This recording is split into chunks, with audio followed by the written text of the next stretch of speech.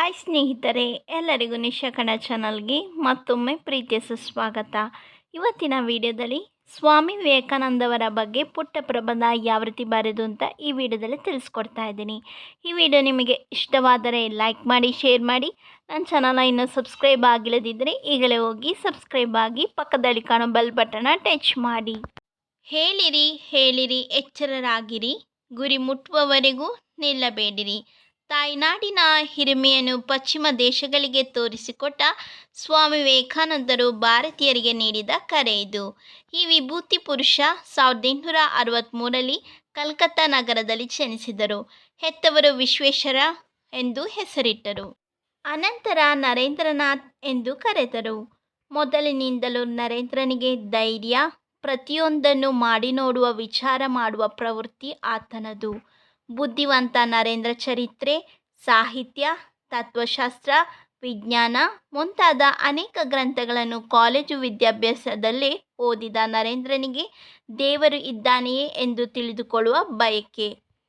ದಕ್ಷಿಣೇಶ್ವರಕ್ಕೆ ಹೋಗಿ ಪರಮಹಂಸರೊಡನೆ ಮಾತನಾಡಿದ ಮೇಲೆ ದೇವರಿದ್ದಾನೆ ಎಂಬ ನಂಬಿಕೆ ಆತನಿಗೆ ಉಂಟಾಯಿತು. ಅವನು ರಾಮಕೃಷ್ಣರ ಶಿಷ್ಯನಾದ. ರಾಮಕೃಷ್ಣರು ತಮ್ಮ ಆಧ್ಯಾತ್ಮಿಕ ಸಂಪತ್ತನ್ನು ನರೇಂದ್ರನಿಗೆ ಧಾರೆ ಎರೆದರು. ತಮ್ಮ ಶಿಷ್ಯರನ್ನು, ಭಕ್ತರನ್ನು ಅವರಿಗೆ ಒಪ್ಪಿಸಿದರು. ಕಾಲಾನಂತರ ನರೇಂದ್ರ ಸನ್ಯಾಸ ಸ್ವೀಕರಿಸಿದರು. ಸ್ವಾಮಿ ವಿವೇಕಾನಂದರಾದರು. ಧ್ಯಾನ, ಅಧ್ಯಯನ, ಸಾಧನೆಯಲ್ಲಿ ತೊಡಗಿದರು. ಭಾರತದಲ್ಲೆಲ್ಲ ಸಂಚರಿಸಿದರು. ಅಮೆರಿಕದ ಚಿಕಾಗೋ ನಗರದಲ್ಲಿ ನಡೆದ ವಿಶ್ವ ಧರ್ಮ ಸಮ್ಮೇಳನದಲ್ಲಿ ಸನಾತನ ಹಿಂದೂ ಧರ್ಮದ ಸಂದೇಶವನ್ನು ಪ್ರಪಂಚಕ್ಕೆ ಸಾರಿದರು. ಈ ಸಮ್ಮೇಳನದಲ್ಲಿ ಅವರು ಮಾಡಿದ ಭಾಷಣ ಪಶ್ಚಿಮ ದೇಶದವರ ಕಣ್ಣು ತೆರೆಸಿತು. ಅದುವರೆಗೆ ಅವರು ಭಾರತವೆಂದರೆ ಮೂಢನಂಬಿಕೆಗಳ ಮತ್ತು ಅನಾಗರಿಕರ ದೇಶ ಎಂದು ತಿಳಿದಿದ್ದರು. ವಿವೇಕಾನಂದರ ಭಾಷಣ ಹಿಂದೂ ಧರ್ಮದ ಹಿರಿಮೆಯನ್ನು, ಭಾರತದ ಸಂಸ್ಕೃತಿಯನ್ನು ಅವರಿಗೆ ಪರಿಚಯಿಸಿತು. ಅಮೆರಿಕ, ಇಂಗ್ಲೆಂಡ್ ದೇಶಗಳಲ್ಲಿ ಸಂಚರಿಸಿ ಅವರು ಹಿಂದೂ ಧರ್ಮದ ಶ್ರೇಷ್ಠತೆಯನ್ನು ಕುರಿತು ಅನೇಕ ಉಪನ್ಯಾಸಗಳನ್ನು ಮಾಡಿದರು. ಪಾಶ್ಚಾತ್ಯರಲ್ಲಿ ಅನೇಕರು ಇವರು ಶಿಷ್ಯರಾದರು. 1897 ಜನವರಿ 15ರಂದು ಭಾರತಕ್ಕೆ ಹಿಂದಿರುಗಿದ ಅವರು ತಮ್ಮ ಸಂದೇಶವನ್ನು ಭಾರತದಲ್ಲಿ ಹರಡಲು ರಾಮಕೃಷ್ಣ ಸನ್ಯಾಸಿ ಸಂಘವನ್ನು ಆರಂಭಿಸಿ ಅದರ ಕೇಂದ್ರಗಳನ್ನು ಅನೇಕ ಕಡೆ ಸ್ಥಾಪಿಸಿದರು. ಬಂಗಾಳಿ ಮತ್ತು ಇಂಗ್ಲಿಷ್ ಭಾಷೆಯಲ್ಲಿನ ಅವರ ವಾಣಿ ಅನೇಕರನ್ನು ಎಚ್ಚರಿಸಿತು. ನಮ್ಮ ಕಾಲ ಮೇಲೆ ನಿಂತು ಮನುಷ್ಯರಾಗೋಣ.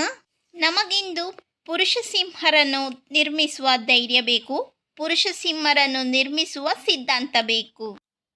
ಪುರುಷ ಸಿಂಹರನ್ನಾಗಿ, ಸರ್ವತೋಮುಖಗಳನ್ನಾಗಿ ಮಾಡುವ ವಿದ್ಯಾಭ್ಯಾಸ ಬೇಕು. ದೈಹಿಕವಾಗಿ, ಮಾನಸಿಕವಾಗಿ, ಆಧ್ಯಾತ್ಮಿಕವಾಗಿ ಯಾವುದು ದುರ್ಬಲನಾಗಿ ಮಾಡುವುದೋ ಅದನ್ನು ವಿಷದಂತೆ ತ್ಯಜಿಸಿ. ಅದರಲ್ಲಿ ಚೇತನವಿಲ್ಲ, ಸತ್ಯಶಕ್ತಿಯನ್ನು ಹೆಚ್ಚಿಸುತ್ತದೆ. ನಾವು ದೇವರ ಮಕ್ಕಳು, ನಮ್ಮಲ್ಲಿ ನಮಗೆ ನಂಬಿಕೆ ಇರಬೇಕು. ಹೀಗೆ ವಿವೇಕಾನಂದರು ಭಾರತೀಯರನ್ನು ಎಚ್ಚರಿಸಿ ಅವರಲ್ಲಿ ಹೊಸ ಹುರುಪನ್ನು ತುಂಬಿದರು. ಕನ್ಯಾಕುಮಾರಿಯ ಬಳಿಯಲ್ಲಿರುವ ಬಂಡೆಯೊಂದರ ಮೇಲೆ ಕುಳಿತು 3 ದಿನ ಧ್ಯಾನ ಮಾಡಿದಾಗ ಅವರಿಗೆ ತಮ್ಮ ಜೀವನದ ಗುರಿ ಸ್ಪಷ್ಟವಾಯಿತು ಎಂದಿದ್ದಾರೆ. ಈ ಬಂಡೆ ವಿವೇಕಾನಂದ ಬಂಡೆ ಎಂದು ಹೆಸರು ಪಡೆದಿದೆ. ಇದು ಸಮುದ್ರ ಮಟ್ಟದಲ್ಲಿ 168 ಮೀಟರ್ ಉದ್ದ, 165 ಮೀಟರ್ ಅಗಲ, 15 ಮೀಟರ್ ಎತ್ತರ ಇದೆ. ಇಲ್ಲಿ 2.6 ಮೀಟರ್ ಎತ್ತರ ವಿವೇಕಾನಂದ ವಿಗ್ರಹ ಸ್ಥಾಪಿತವಾಗಿದೆ. ಇದರ ಅನಾವರಣ 1970 ಸೆಪ್ಟೆಂಬರ್ 2ರಂದು ನಡೆಯಿತು. 1963 ವಿವೇಕಾನಂದ ಜನ್ಮ ಶತಮಹೋತ್ಸವ ಆಚರಿಸಲ್ಪಟ್ಟಿತು.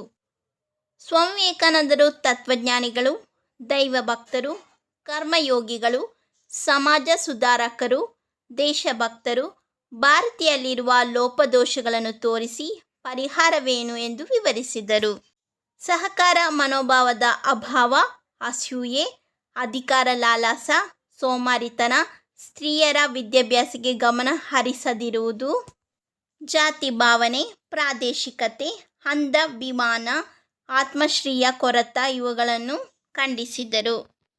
ಭೂಮಿಯ ಮೇಲೆ ತಾವು ಬದುಕಿದ ಅಲ್ಪಾವಧಿಯಲ್ಲೇ ವಿವೇಕಾನಂದರು ಭಾರತವನ್ನು ಜಗತ್ತಿಗೆ ಪರಿಚಯ ಮಾಡಿಕೊಡುವುದರಲ್ಲಿ ಮತ್ತು ಭಾರತೀಯರಿಗೆ ತಮ್ಮ ಸಂಸ್ಕೃತಿಯ ಪರಂಪರೆಯನ್ನು ಕರ್ತವ್ಯವನ್ನು ತಿಳಿಸಿಕೊಡುವಲ್ಲಿ ಯಶಸ್ಸು ಗಳಿಸಿದರು. ಧ್ಯಾನಿಸಿದ ಕರ್ಮಯೋಗಿ ವಿವೇಕಾನಂದರು 1920 ಜುಲೈ 4ರಂದು ಧ್ಯಾನಮಗ್ನರಾಗಿದ್ದಾಗಲೇ ಮರಣಿಸಿದರು. ಆಗ ಅವರಿಗೆ ಕೇವಲ 39 ವರ್ಷ ವಯಸ್ಸು.